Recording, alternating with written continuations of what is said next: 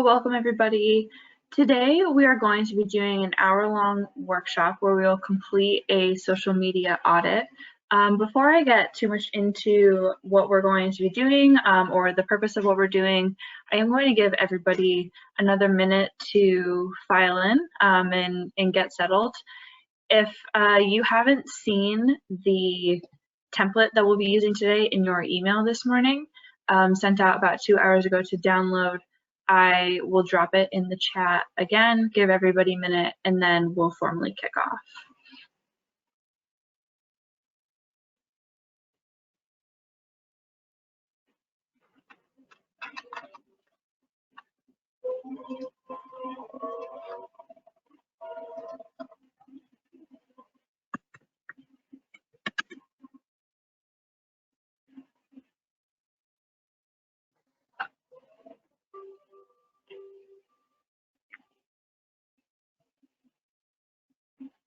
So the link to the template is in the chat. What we're going to do, I will share my screen, and when you arrive at the template, this is the cover page, and the audit template is here. This is not an editable version, so all we're going to do is go to File and make a copy, and then that'll download your own copy that you can edit and do whatever you please with.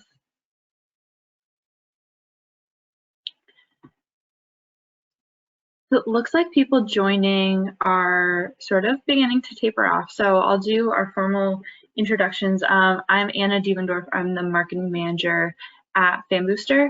Besides, most of the other marketing channels that we do, I actually use the FanBooster platform to also work with social media across all of the social channels that FanBooster uses and also our parent company Traject uses.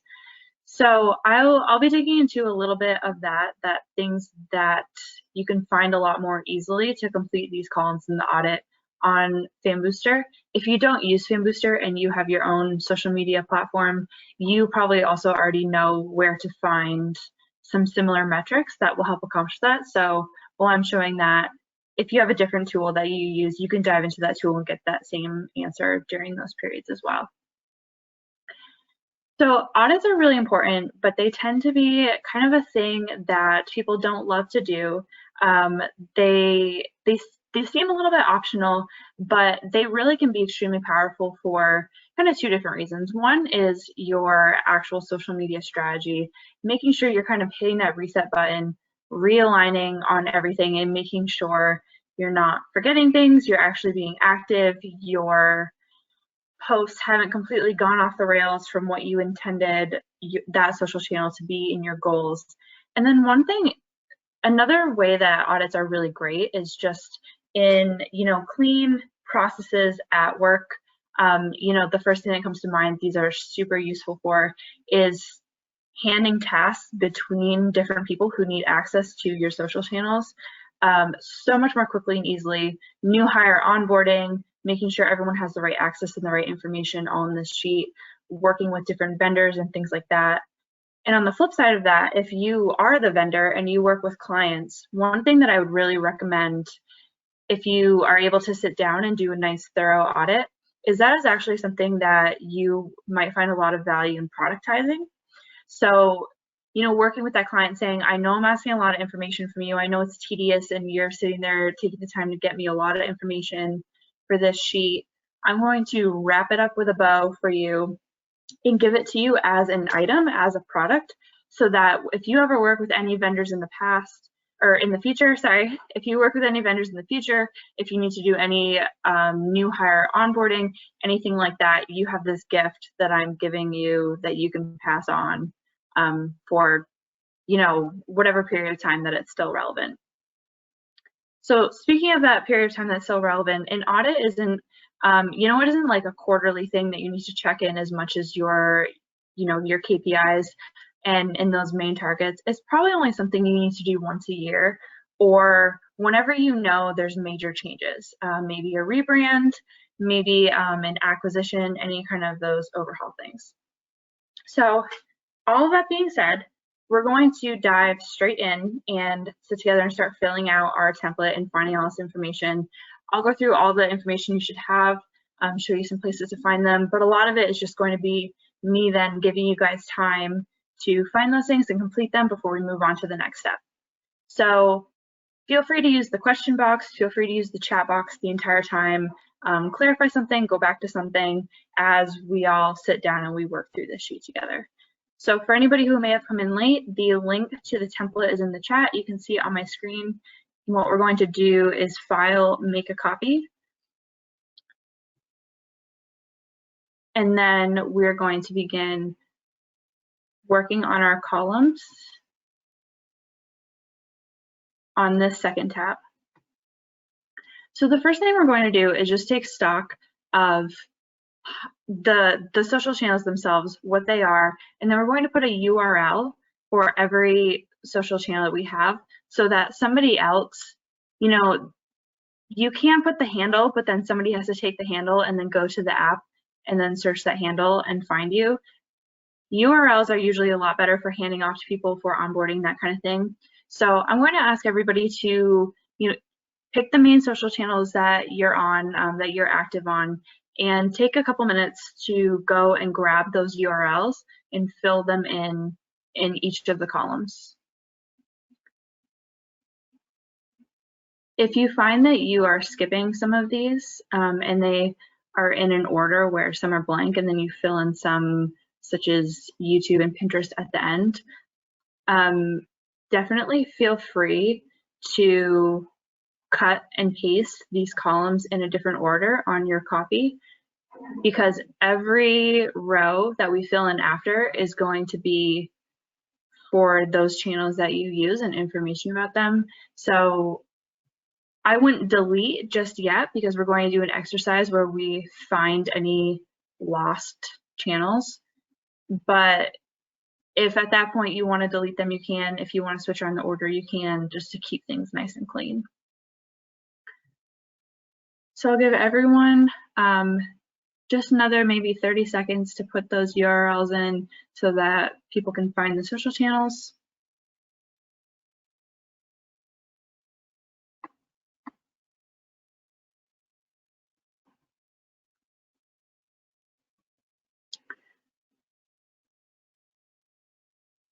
And then, like I mentioned, we're going to find lost social channels. So this is just going to be simple Google searching. We're all going to put our detective hats on for a minute and just think of different things we can search that may help us find social channels that may have fallen off a little bit. So, you know, first examples that come to mind of what these types of things may be are maybe just a channel that someone started, they had the highest hopes for creating a lot of content for, and it just didn't work out that way. You know, if you thought, oh, every company should have a YouTube, but then you didn't end up having a video content strategy, or you had an intern that made you a TikTok that kind of got forgotten, or anything like that, we're going to just search the company name in Google and see which social channels pop up, if any of those that may not be remembered. So we're going to search our company name in Google, and you know, you can search company name, social media, social channels, anything like that. Scan through the first 1 to 3 pages and make sure that you're not forgetting anything. One thing when I searched Fan Booster that I found was there's an Instagram account that is called Fan Booster, except with 3 O's in the username, Fan Boost. And this is no affiliation with the Fan Booster brand, our company, the social media platform, but this is something really important. It's on one of the top pages of Google, so I might put this in the notes, or I might make a little extra box there for Instagram, just something for us to be aware of, and make sure that nothing crazy is going on there.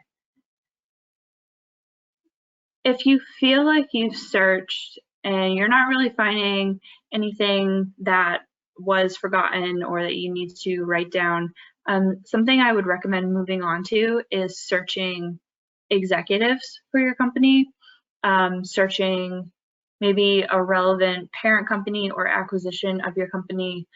You know, some, especially bigger companies, have a CEO that is really active, that is kind of posting on behalf of the brand. You know, especially on LinkedIn, if any employees or executives are very prominent and they're known to be posting on behalf of a certain brand, that's something important to be aware of for your brand, for your social presence. So I would search those people, search those other use cases, and write them down as well. And I will give us all about another 30 seconds. Just scan through those pages of Google, make sure nothing weird is going on, make sure everything is written down that we need the information for in our audit.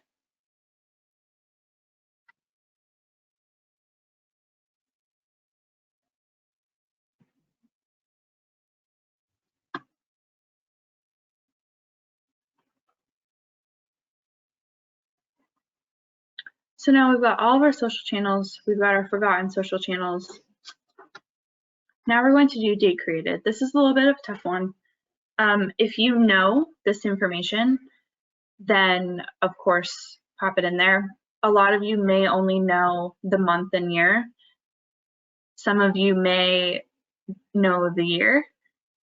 If you don't know anything about when the social channel was created, I would recommend writing that in that box as something that you want to take and ask maybe someone who precedes your hiring at that company, and check on that. And that way you can fill in this information after.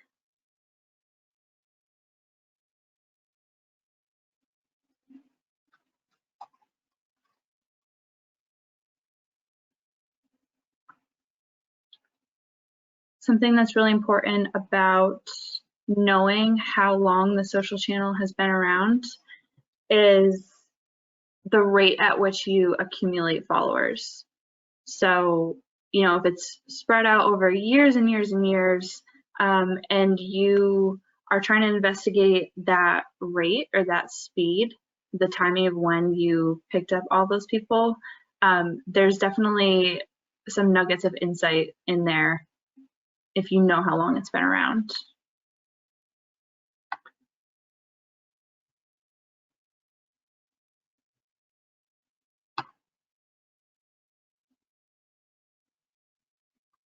For anybody who joined late, the copy of the template there's a link in the chat, and I'm going to link it again.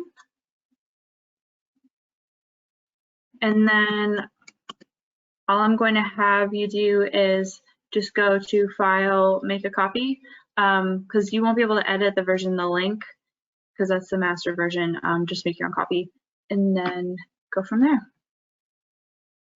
Okay, so let's move on to number of followers. This is something that you can find really easily in the social media management platform you use, but you can find it natively in each of the sites. So I'm not going to go through every single one of these sites and show you where to find your followers. It's also, I mean, everyone here's a social media expert. It's pretty easy. I'll touch on a few of the main ones. In Twitter, when you are on your account page and you go to more and analytics,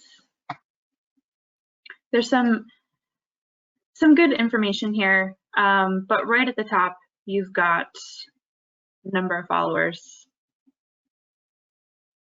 And on Facebook, same thing. You go to the page, on the sidebar here there's a followers tab, and you can kind of see what's going on here, write down that number. For Instagram, it is only available in the Instagram app. You can find this information through your business manager. You can find a lot of Instagram insights, but I can't pull it up on the desktop. If you go to your profile on your phone on the Instagram app, you can click the Insights button and that will tell you some information there. You can also just on the top of your Instagram obviously see how many followers you have and how many people are following you. With LinkedIn, analytics, followers, there's a couple good tabs there that will tell you some things. 1382 there for that one. And this is kind of exactly what I'm talking about with the, the length of time that these things have been around. For me, that kind of gives me the insight that the Twitter has been around for years and years and years because you're able to change your handle.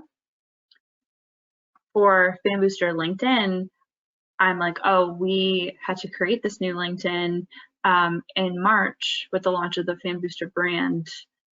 That kind of explains that. So just those little nuggets of insights can be really helpful. If you're a Fan Booster user, probably the easiest place to go is reports.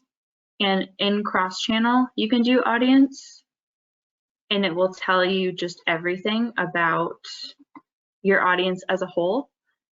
All of this gender information, age information, the growth rate,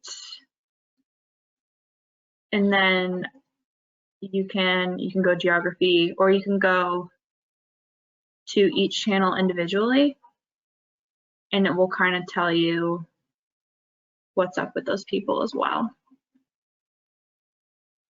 If it's important for you to know geography, I would add a column in there and have your top countries.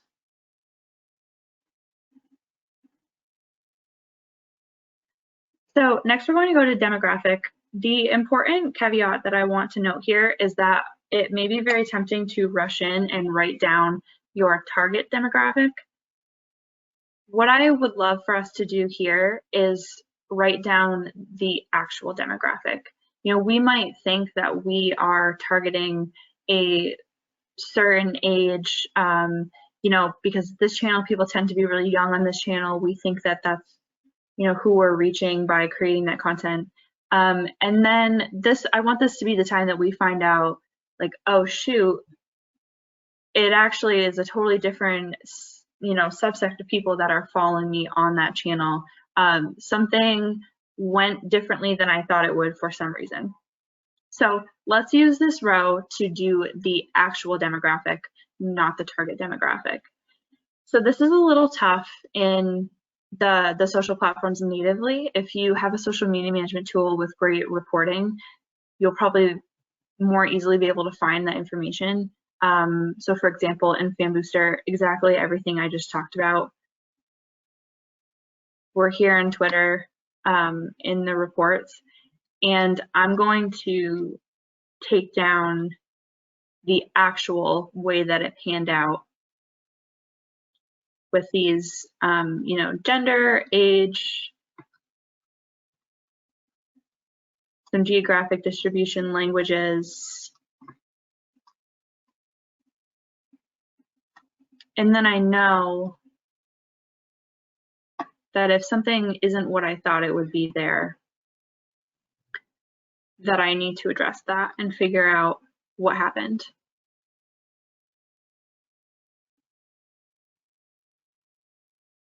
So here we also have our most engaged followers, the people that are interacting with us the most, and then most influential followers. So the people that follow us that have a lot of stake in the Twitter conversation can always be important to look at.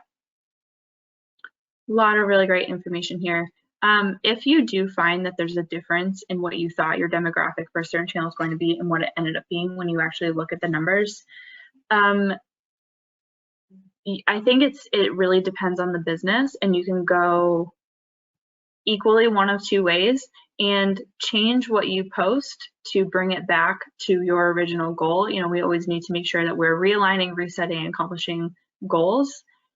However, if you've been pumping out your company's blog topics, all of your sales information, and you're being told these are the people that are interested in that, that's extremely valuable information. You probably, in most cases, don't want to toss those people by the wayside and then start posting something different. That's an insight that you can let permeate into all your other marketing channels, and it's, you know, it's a free piece of advice on who is actually interested in your blogs and the topics you're speaking about, and who might actually be making up your target market that you should be trying to speak with.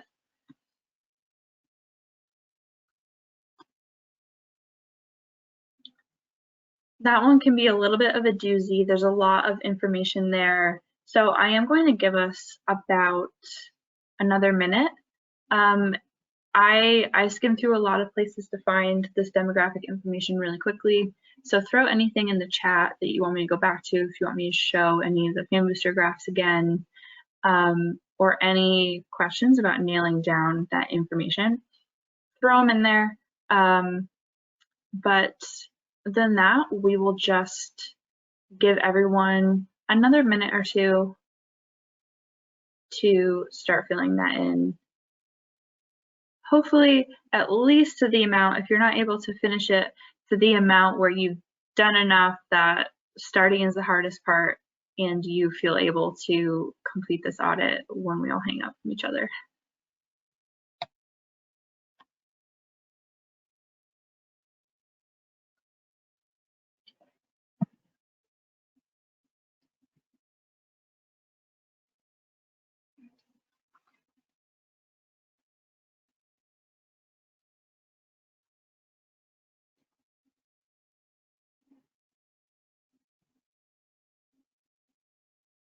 I also just want to emphasize while everyone is finishing that up, that this is, in my opinion, the must-haves and what will kind of lend insights and help with onboarding or new hires or vendors or anything like that.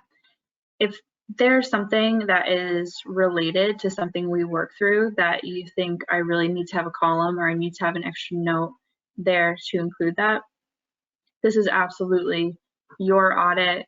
You made your copy, so you can do whatever you want with it. Definitely take these fundamentals and run with it if you think it'll work out and give you a better audit.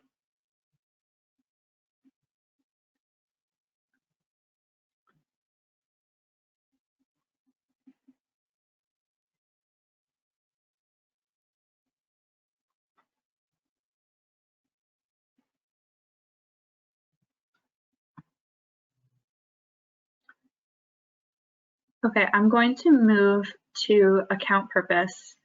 I have some examples here in the template that these are the larger, sometimes hopeful, more amorphous intentions for the account. There's a couple examples in here that are something like increase brand awareness, position our business as a thought leader. Maybe you really do want to generate those leads and those conversions and those sales, and that's the purpose. Maybe you have any other sort of purpose. This doesn't have to be something super goal oriented or quantifiable, because we'll get to that in the next one. But just the reason that it exists, maybe it's speaking with customers, not even just a general group of followers. Maybe it's educating and onboarding people how to use your product. Maybe it's just news. Maybe it's about philanthropy. Could be truly anything. You guys know best about what account purpose means to you. One thing I would caution against is just copying and pasting across all of these. These social channels are so different that I think the purpose doesn't have to be too nitty-gritty, but if you're able to say the same thing for each, you probably want to think about it and get a little more nitty-gritty. What is the difference between quick tweets where I can have direct conversations with influencers versus my YouTube video strategy? You might want to gain followers on both, but it's a little bit of a different purpose.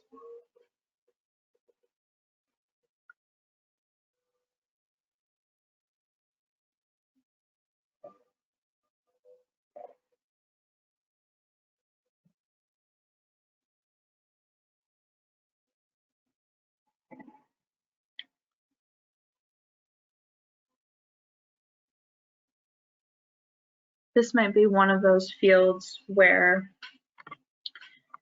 you are writing in the purpose that you know was decided on when the social channel was created, or maybe when you created your 2021 strategy, and maybe in reality the channel ended up being a lot of posts, maybe an automated post of your company's blog content or things from your company's website.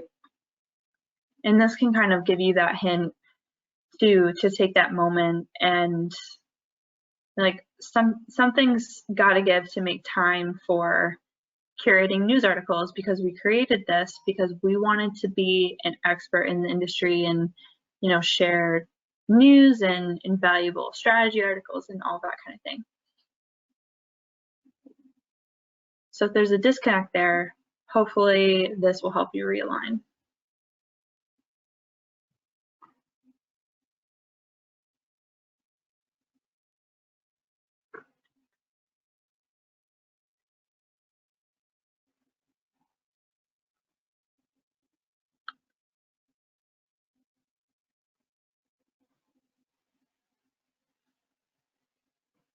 The next column or row, I should say, the next row we're going to move down to is the goals row.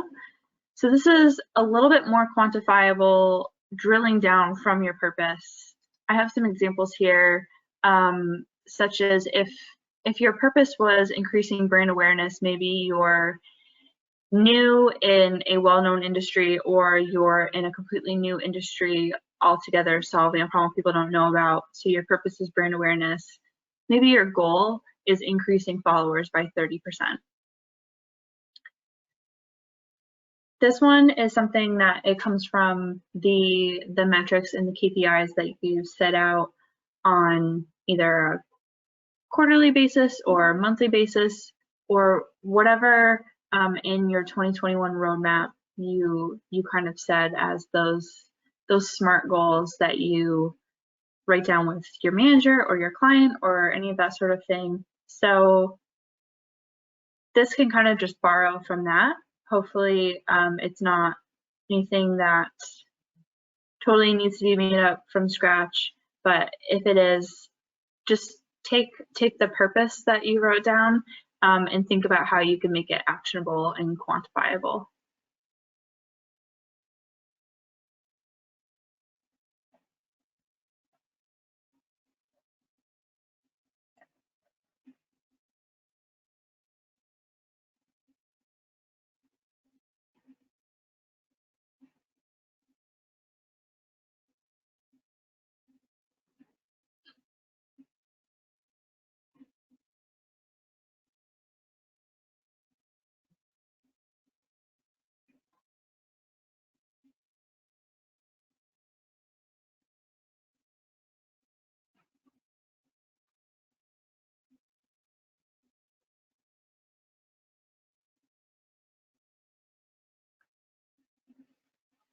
I'm going to give everybody another like 30 seconds to a minute to write down their goals, or maybe find the yearly goals or KPIs sheet that you created, copy paste from there.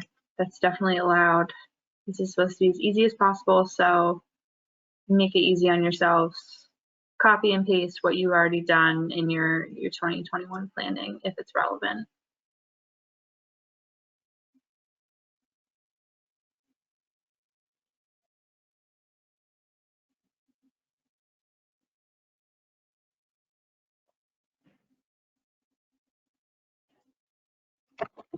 Oops. Sorry everybody if that was loud, I dropped my pen. One thing I do want us to be careful of, though, is brutal honesty. If you have a sneaking suspicion that something you said for your 2021 goals that very rapidly did not turn out to be reality, you know, don't just use the goals here as filler. That's probably where the most important insights are going to be in this audit, is those few sections where it really highlights there's a disconnect between what you planned for and what actually happened, and then why, and which was the better one.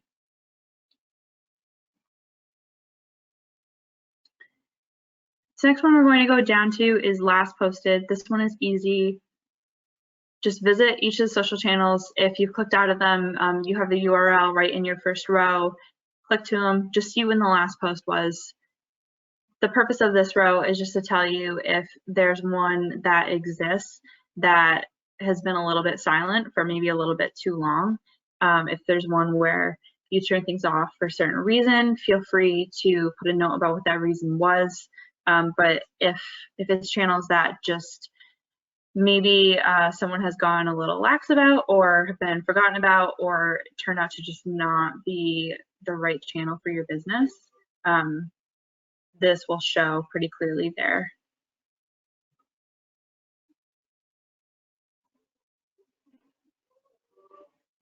I'm going to sign in quickly. Okay.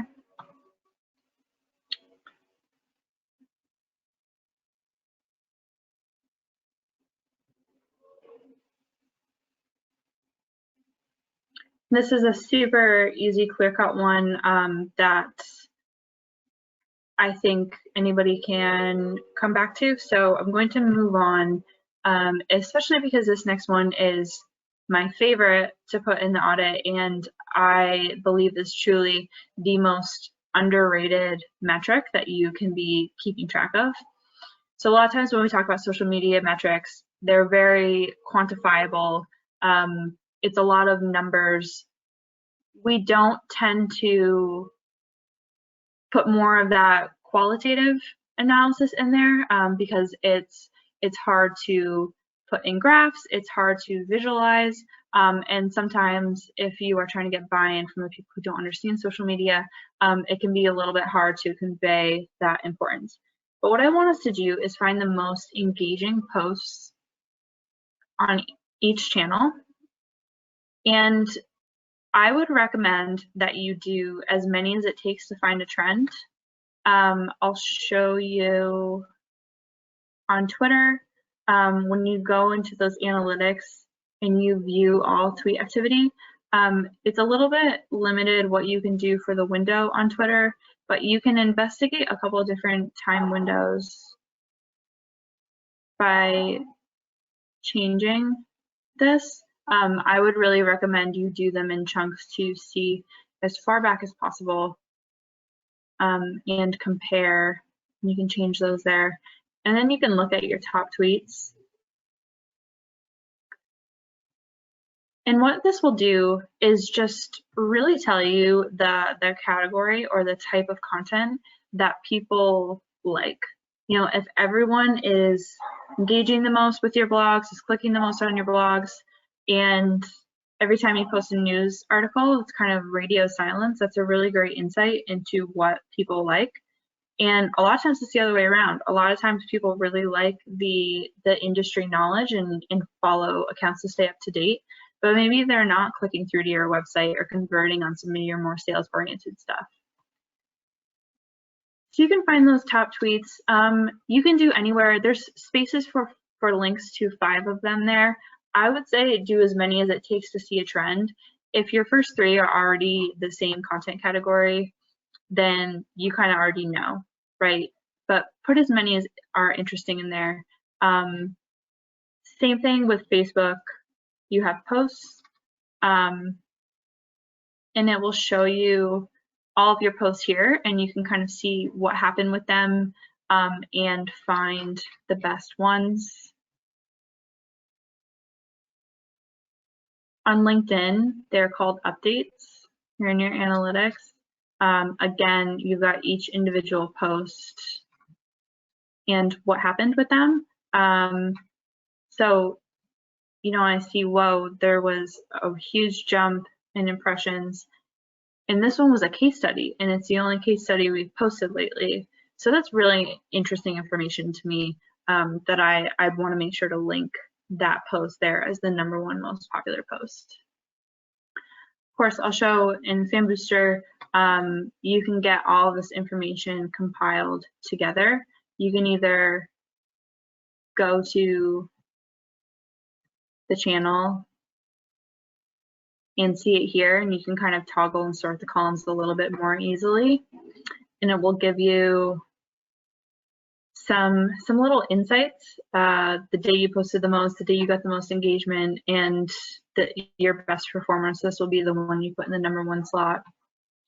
If you're also exporting a PDF report, any of the sections that you choose to include on each of the channels that is posts will export just a list of your posts. You can see it here.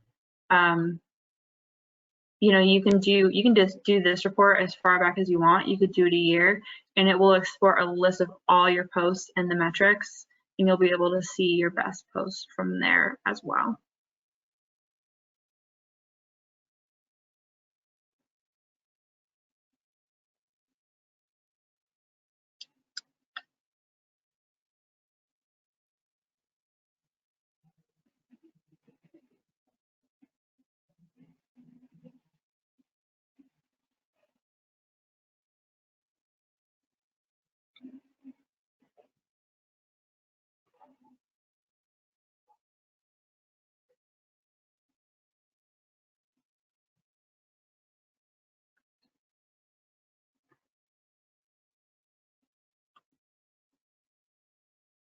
I think one important thing we should probably talk about with this is that it's also up to interpretation of what makes the best performing post. If you could not care less about impressions and you are measuring this by shares or click-throughs, anything like that, that's totally fine. You alone know what your goals are. This is just a place where you can, in a qualitative way, get the pulse of what types of posts you're writing, what kinds of content you're linking, that people are reacting the way you want them to react most often.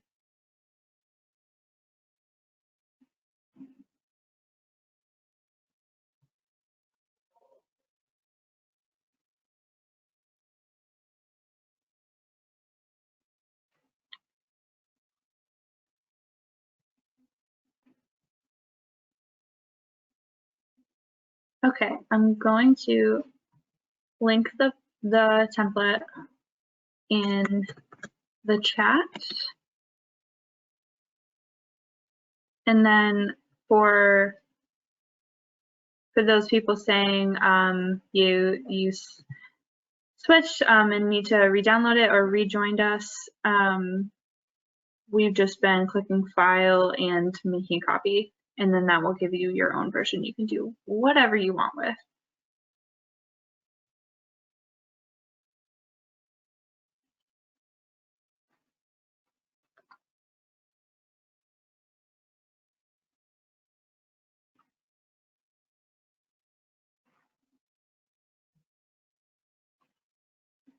And I appreciate everyone's patience as we wait and kind of try to give people time to fill these out, especially if maybe you don't have as many social channels, if you're waiting at all. I feel like, I suspect that this is one of those things, you know, some people might be here for new information or want to hear about what goes in a social media audit, but audits are just one of those things that if you set a time to work on it, and maybe with the accountability of working through it as a group, then you're so much more likely to get it done. So I'm glad we could all set this hour aside, and this is nothing but audit time. And finally get that yearly audit done. Unless you have a client, it's a little tough to make yourself do because you're so worried about being in the social channel day to day and hitting those goals. So taking a step back, it's like when you deep clean your house for the first time in a while, a little spring cleaning. We can set the time on the calendar. We can all make sure we get it done.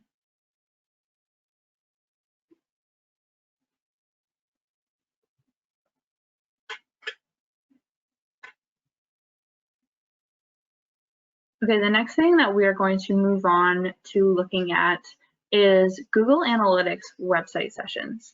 So this is really important. It's not something that you're going to find necessarily laid out in the best way in the apps, unless you're talking about click-through rate, but then that's kind of a rate and the information stops there. Where you can get a lot more sophisticated information, most people already know this, Google Analytics is any marketer's bread and butter, but it will give you a little bit more sophisticated information on where people are coming through into your site. So I'm going to show you just an image of an example.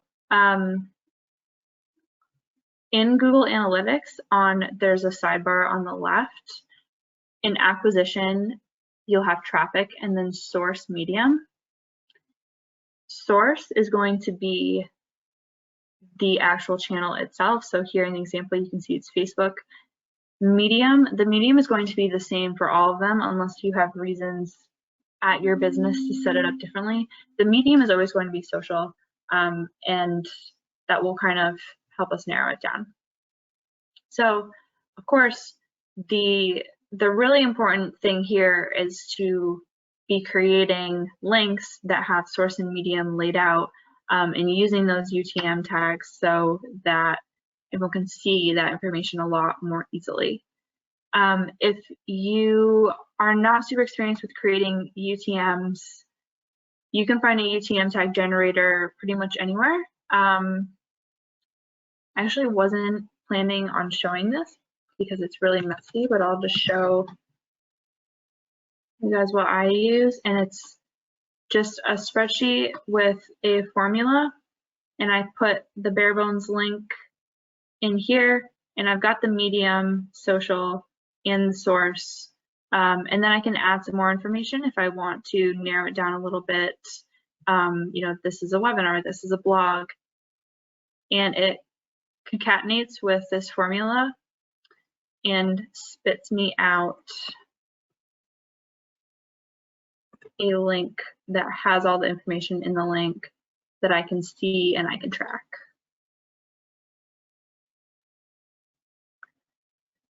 So if you have access to Google Analytics, fill in the website sections for each of the channels right in those boxes. I would still recommend writing down some information in there, even if Google Analytics isn't something you own, because that's a huge way that you would be able to measure your success. So I would recommend writing something in there, like a note, you know, needs to coordinate getting a weekly report from whoever on your team or at your business has access to Google Analytics and manages it, and make sure that you're having some way of measuring success for clicking through to your website.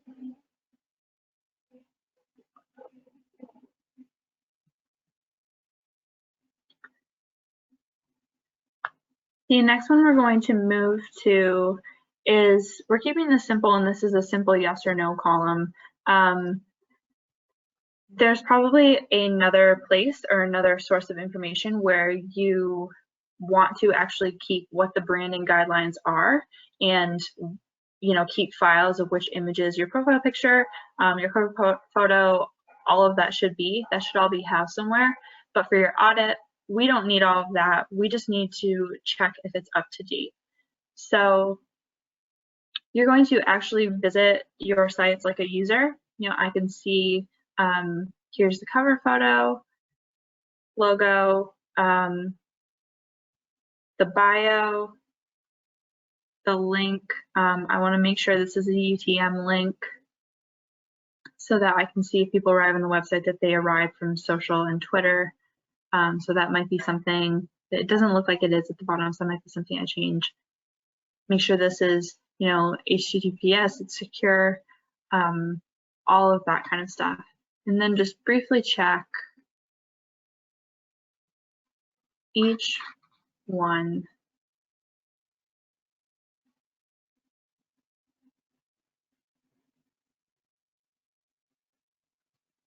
So this one, this is an example that I have here. I can look at this and be like, ooh, something funky happened here where it didn't match. You know, in reality, this has just been adjusted But if I didn't know about this could be something that I could find.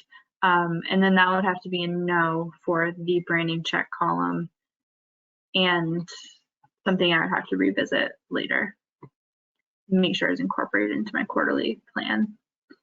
Hopefully you'll be able to fix your branding sooner than the quarter, but into whatever plan for whatever priority you want to place that in. Click yes or no in those columns.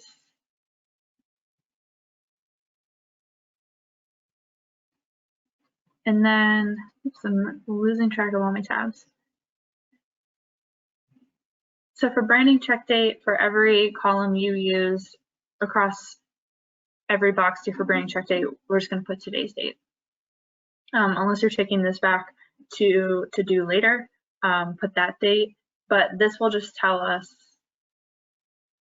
we can say yes, but then it's like, was it always yes? Was it yes after somebody went and changed the bio, or was it yes before somebody went and changed the bio? Just put the date, and then you'll know if there were any changes, or if it's been a while since you checked the branding. If you know that you did a rebrand and changed all of your fonts in February, but this branding check date is January, that's a good indication you need to go fix something. Next one we're going to do is posts per day. This is again something you can find in those same places where I just showed everybody where, so here it is in Fan Booster. You're looking up the updates. You can see the dates when they were posted. Here in Fan Booster, you can sort by the date and just get a sense. I understand that it will vary day to day. You may have 5 posts on Monday, but only 3 on a Saturday. That's fine. Take the average or whatever's going to be the most important to you. Maybe you have a client that says, I need to make absolutely sure I'm posting at least 4 times a day. So that minimum threshold may be the most important number to put there. And then, occasionally if you go over that and do 5, 6 posts, then that's fine. You want to make sure it's the 4. You can check that on your calendar, wherever you plan social posts, whenever you schedule them to go out. See around how many are each day. Put the metric that's the most important for you there.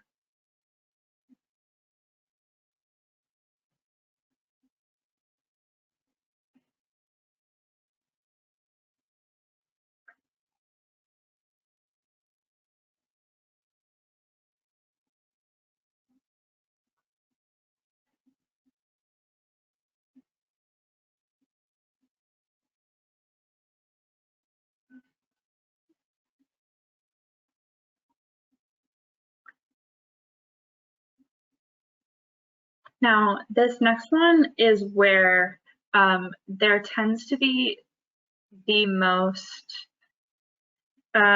leaky holes in the ship. A lot of people don't realize how many people who have come and gone at their company have had access to a spreadsheet where all the passwords are, or still have Twitter logged in on their phone when they're no longer a vendor for the company. A lot of bigger companies have that stuff buttoned up really well. Sometimes when you're a little bit more stretched than your jack of all trades at your company, that stuff tends to fall through the cracks a little bit more. So here I just want us to write the owner of each channel and make sure that we know who that person is or people are, and we know that they are the ones that have the login credentials.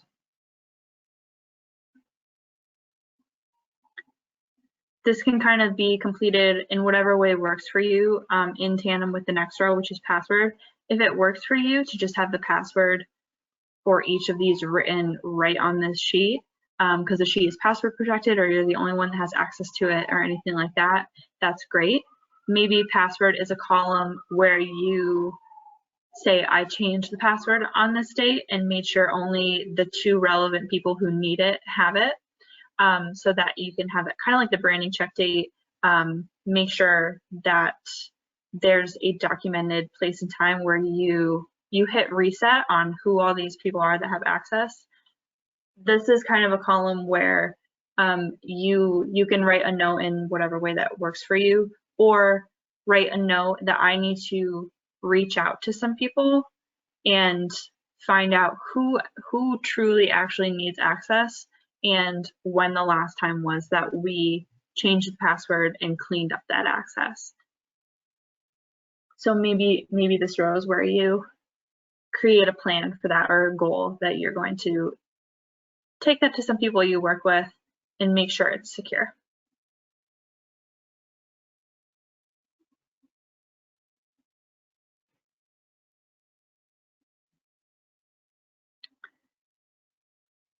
The next row we're going to move on to is a simple yes or no field. And this is, again, one of those ones where we want to actually go to the profiles and give the accurate answer of how it turned out in reality, and not the goal, or not what we think it should be, or maybe even a mistaken idea of what it is in this row. So this is a yes or no. Do people use this as a customer support channel? This is really important because that is a very popular use for brand social media, is from the viewpoint of users. Users tend to expect, and they say this in surveys, that they expect that a brand will answer them and will get back to them in a very short amount of time. Especially bigger brands, you'll see that a lot of their day and their social manager tasks is interfacing with customers that are having problems. So if you're seeing some people, maybe they aren't being answered, maybe you don't have a plan in place, put yes here, and then you'll know, maybe you need to integrate at least your DMs with your CS platform. So for example, we integrate DMs with Zendesk, so they populate right in the inbox with all of the other messages, customers that are having problems using the tool. And then, maybe come up with a plan with whoever is sharing social updates. Maybe they see those tweets or see those mentions that they're getting. Make sure that they're equipped with how they should be, first of all, answering those comments publicly, and then triaging that away from the social media team into someone in customer success in the business that can work with that customer and solve that problem.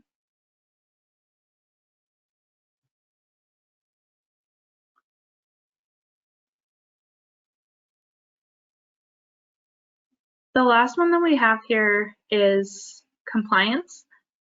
This is just a column. You can record a date here of the last time that you went and checked through the terms and conditions, or any changes, major changes to the terms or the way that a platform is used. Sometimes those things change, and especially if you use a social media management tool, they can mean something different for your strategy. So one example that's coming to mind is when Twitter changed their terms and conditions to say that you cannot repeat tweets or repeat the words and link in a tweet, more than a certain amount of time within one time frame.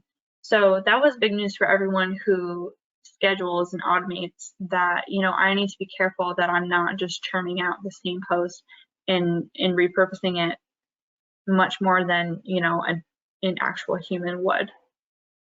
So just make sure you're up to date on those. Record the date that you last kind of dug into that. You are absolutely, of course, to do some Google searching for a recap blog of the highlights and important points. I would not disparage anyone who took that route rather than digging into all the small print for the actual social channels. And I think that's a really good option. So there you've either recorded a date or you've made a plan to go make sure you're all caught up on that information. The last one is just notes. You may have been putting some stuff here as we work through things, or things you need to check on or figure out. or maybe if you just have a really unique situation, something that you just want a vendor to know or someone you're onboarding to know, throw any of those in there. But with that, we have completed our audit. If you want to get very advanced, you can use this next tab over, and you can always do a competitor audit. And a lot of these are extremely similar fields that will give you the same insights, just without the backend information that you can only get by having credentials and logging into the account and seeing those metrics. So you can also complete this as well. So I just want to share in our last few minutes here some housekeeping of where you can get this information when we all hang up on this call. A recording of this webinar will be on the Traject YouTube channel. You will also be able to see a recap on the website, but you don't really need to worry about finding any of those things, because whichever email address that you signed up for this webinar with, you will be emailed those materials in your inbox. So if you don't see it, you're missing it for some reason, or you just happen to be on YouTube, find it on the Traject YouTube. You can also find a copy of this template and the blog that explains how to work through every step of this template in an email sent to you this morning, as well as on the Fame Booster blog. So I will hang around for the last 2-3 minutes for any questions, anything we want to back up and go over again. But hopefully everyone has completed some part of their audit, or at least enough where they've got the ball rolling. They know the questions they need to ask to other departments, and they feel like they have a very clean document that they can go forward, either realigning strategy on or helping to onboard and have clean processes in the future.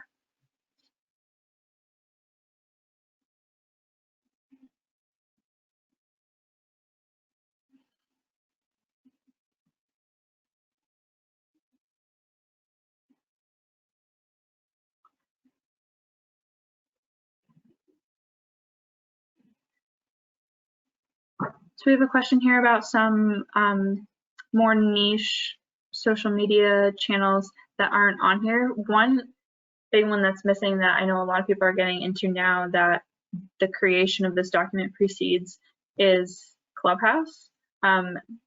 That is going to be something really interesting to keep an eye on, especially just my personal opinion. I think it's going to be a lot more for individuals, maybe brand evangelists or brand executives, but individuals a lot more than companies. So we're going to have to keep an eye on how we would add that here and what information would be important. That's a good call out.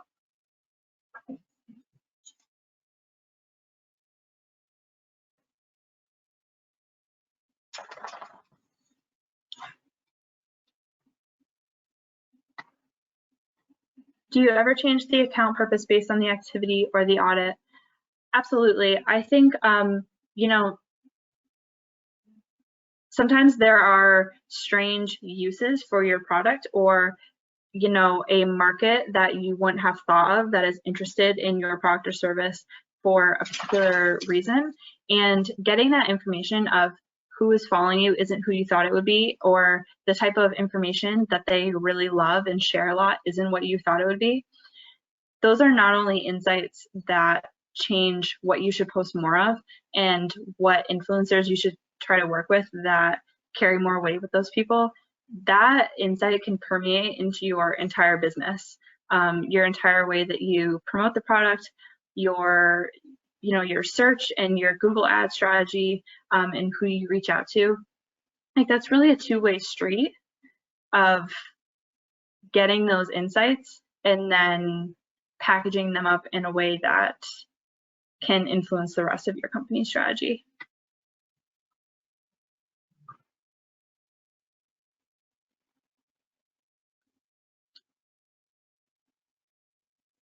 Okay, we are at time. If you need any more of this information, please make sure to either wait for it in your inbox or go check any of those places that I mentioned. But thank you so much, everybody, for joining me today and working through this. I hope that this audit will help you get those insights, help you stay organized. And if you need any more information on it, please check the blog or watch this replay, and we'll talk to y'all soon.